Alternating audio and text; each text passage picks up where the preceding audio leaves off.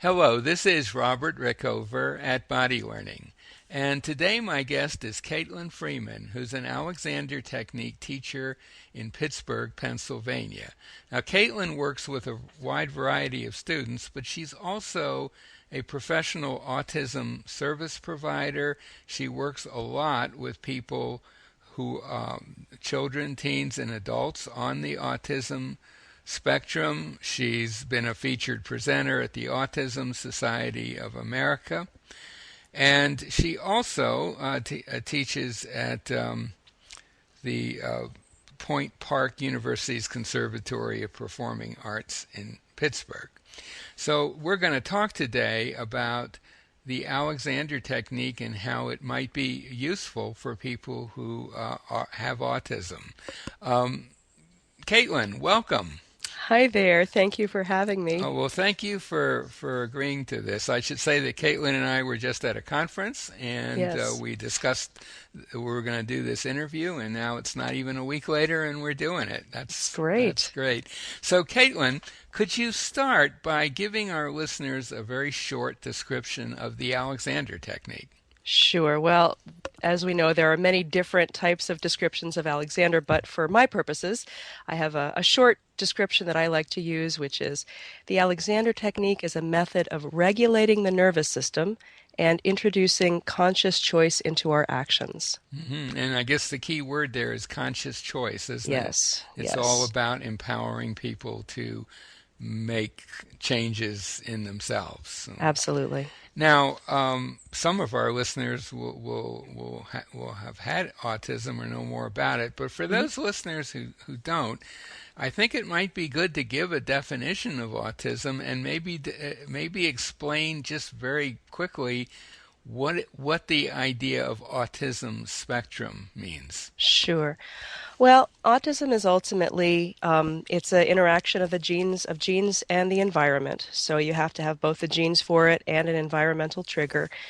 It ultimately leads to difficulties with social cognition, so that people have difficulty with social interaction. Um, People with autism sometimes have difficulty recognizing faces and processing language.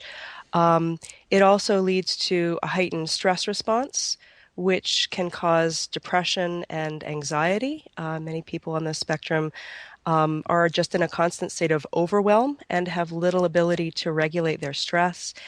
And there are sensory processing problems, sensory processing disorders that contribute to experiencing the world just more intensely than other people because sight and sound and touch and smell are often physically painful. So that's kind of in a nutshell what autism is. The autism spectrum is it made a little bit more sense in previous editions of the DSM, the Diagnostic Statistical Manual. Right Mhm. now, everything is just called autism spectrum disorder, but people may have heard the terms like Asperger's syndrome and pervasive developmental disorder, not otherwise specified. Mhm. And those two conditions are now diagnosed just as autism spectrum condition, but it basically means that people have different expressions of autism. So you can have a little bit of autism or a lot of autism, and it really just means how much difficulty you'll have with social cognition, how much difficulty you'll have with processing speed delays, and how much difficulty you'll have with sensory processing issues, processing different sensory experiences. So I kind of liken it a little bit to, a cup of coffee. You have your cup of coffee, and then depending on how much milk you pour into it, you have different kind of gradations of coffee. Okay, that's a nice analogy, Hmm. or I guess that's not a nice analogy. Hmm. Um, so I think it might be really interesting for our listeners before we get into more generally how the technique can help Sure. autism. If you could just say a little bit about your own personal experience with the technique and with Sure. autism. Sure. So I have a former diagnosis of Asperger's syndrome, which is now classified as autism spectrum disorder. I received this diagnosis when I was in my 20s. I'm in my 30s now. And when I first started studying the Alexander technique, I started studying it because touch was excruciatingly painful. I was having a lot of difficulties with movement. I mean, your classic klutz, right? I bump into things, trip over things. And I just didn't know where my body was in space, and I didn't really know how to interact with people. And a friend of the family, who is a long time Alexander Technique teacher, suggested, hey, why don't you give Alexander Technique a try? So I started taking lessons, and they were immensely beneficial. I can't even describe. It was like every single lesson, I would have light bulbs just going off and I would be realizing new things. And touch started becoming less painful, and I was able to interact with people and look at people. And it was this incredible experience. And about that time, I started researching different types of sensory processing, and I came upon the term Asperger's syndrome. And it just seemed to describe my experience. And I eventually went to a psychologist. Actually, I've been to several different psychologists and I've gotten various different the same diagnosis from different people of Asperger's syndrome. Um, and I realized that this was so incredibly life changing for me. Hmm. I thought, well, why don't I start working with other folks who have autism, are on the spectrum? And that was kind of the initial idea when I started teaching about 6 years ago. So, and then I've been doing that ever since. And as I've been having my journey, learning how to manage the kind of more negative aspects of my nervous system, I've been helping my students do that as well. Hmm. So so could you maybe speak a little more generally then of Hmm. how someone who's listening who's say on the autism spectrum, Hmm. what does the Alexander technique offer that other things they might have tried don't?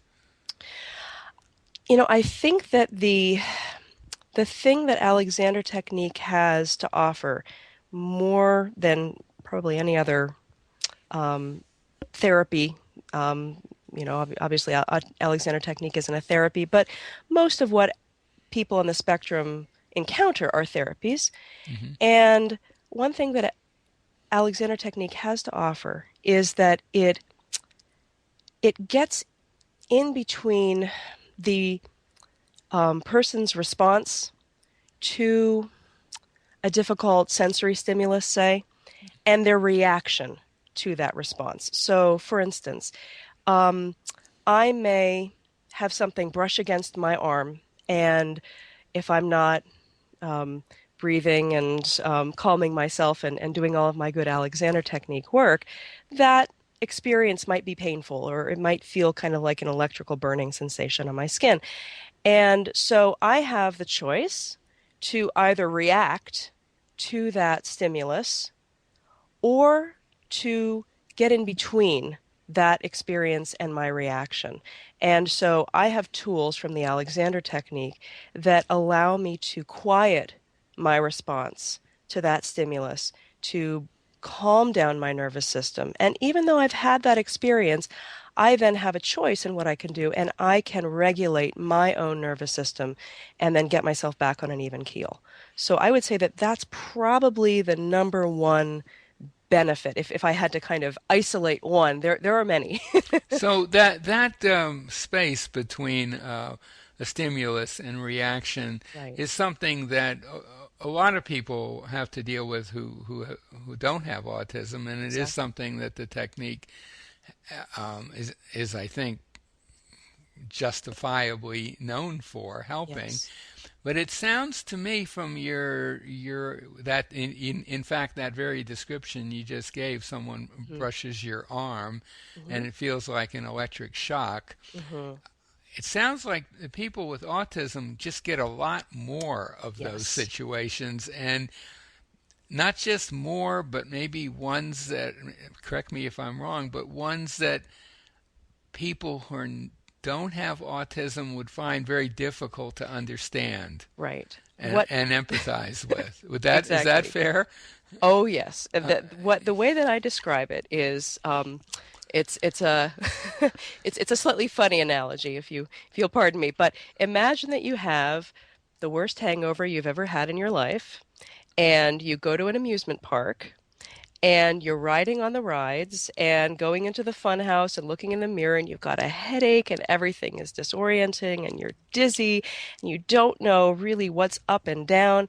And that's the experience that you get just walking out of your front door and hearing the cars go by on your street.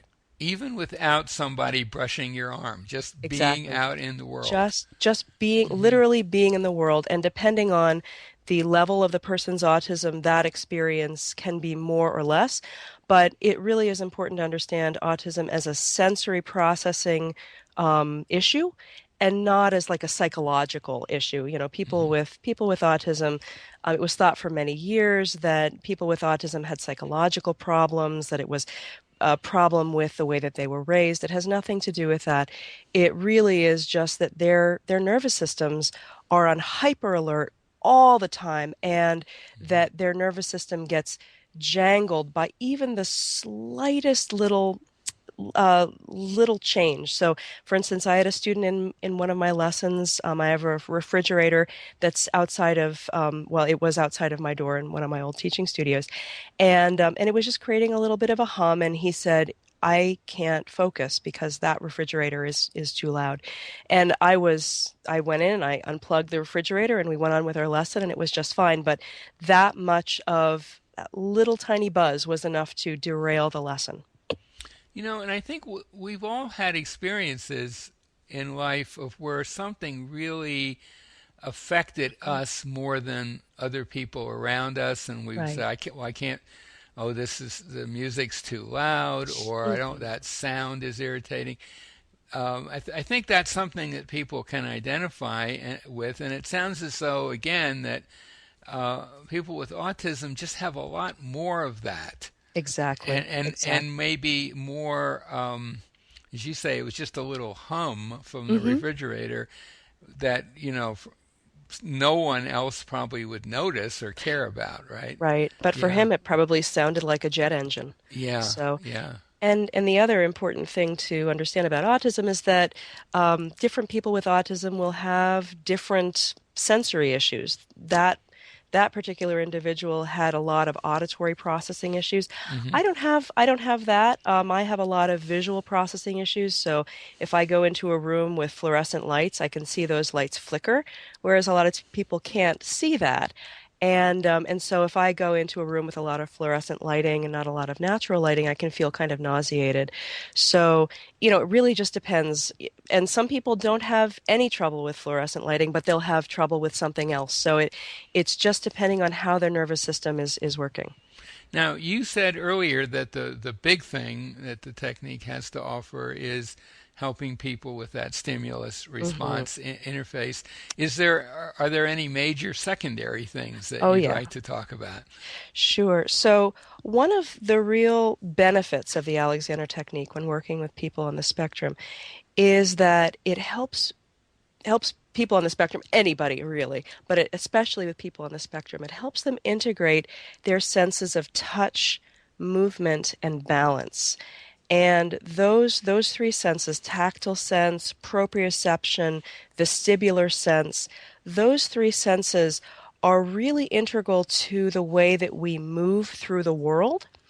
And they are, if there are disruptions in those senses, it often creates so much distraction and so much static in the person's experience that it is difficult for them to just function in other ways. So that there's a fair amount of evidence that when touch, movement, and balance, those three senses are are regulated, are when people are better able to process those three senses, that their social interactions become much easier, that other sensory systems like vision, hearing, smell become easier to process.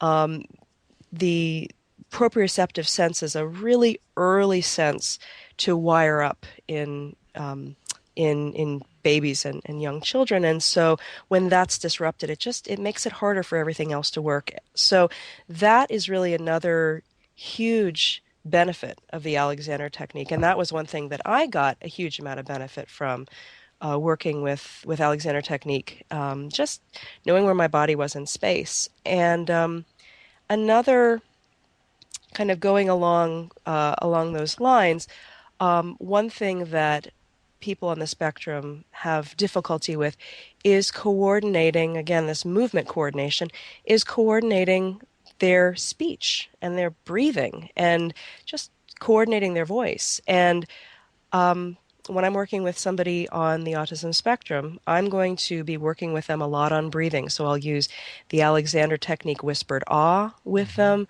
I'll use various different vocal techniques, breathing techniques from Alexander to help them to coordinate the that whole muscular system, muscular and neurological system that allows them to speak effectively. So that's another area that the Alexander world really has an edge on. A lot of people who work in speech language pathology may not have the idea of the functioning of the whole person when they're working with speech and with breathing. They may have specific techniques that they use, but they're not looking at the coordination of the entire person. So that's another area in which Alexander technique can be really truly helpful. And the whispered ah that you mentioned is I guess we could best call it an Alexander technique teaching procedure. Mm-hmm. And I don't think we want to go into it here, but Right. it's something that a teacher can show you as part of your lessons. Right. Uh, it, are there other connections that you'd like to talk about before we come to a close in terms of how the technique can be useful for people on the spectrum? Sure. I mean, really the main the main thing to understand is that the Alexander technique gives people on the spectrum and really anybody a say in how they move through life. And that's been really the biggest the biggest benefit for me is that I am not sort of at the mercy of my sensory environment, that I have the ability to control my reaction to the environment. And I also have the ability, a finer gradation of understanding of just what is too much, so that I can say, this environment really is just, I know that if I stay in this environment, I am going to be overstimulated. And I now have the opportunity to say no, to say, no, I'm going to go and do something else. I'm going to go to a quiet room. I'm going to regulate myself. I'm going to do what I need to do to take care of myself. And that's within Alexander technique speak, that would Yeah. be part of this, part of inhibition would be this ability to say no to experience, to say, I don't want to be in this noisy room, even if noisy by, what I mean by noisy is Hmm. the hum of an air conditioner or a refrigerator. I have choice in what I do. So that's really I think the biggest thing that Alexander Technique And has to offer. I think that's very general statement about the Hmm. technique for students of all kinds. That Yeah. it really it gives you powers, if you like, or ability to change things in yourself or change your relationship with the environment that you may never have imagined you might have. Hmm. And yet the Absolutely. process ultimately the ideas of the technique, and in some ways the teaching process is incredibly simple. Hmm. It's not a complicated thing, and it has real world immediately, almost immediately for most people, observable consequences. So Yeah. yeah. Well, Yeah. I think that's a great place for us to bring our Great. conversation to a close. Sounds good. My guest today has been Caitlin Friedman, an Alexander Technique teacher in Pittsburgh, Pennsylvania. And if anything that we've talked about has intrigued you and you live anywhere near Pittsburgh, we'll put a link to her site by the her website by the interview. I'll also put a link to a website that gives you more information about the technique, more general information, and would enable you to find a teacher anywhere in the world. Caitlin, thank you so much for this. Thank you, Robert. I really appreciate it. This has been lovely.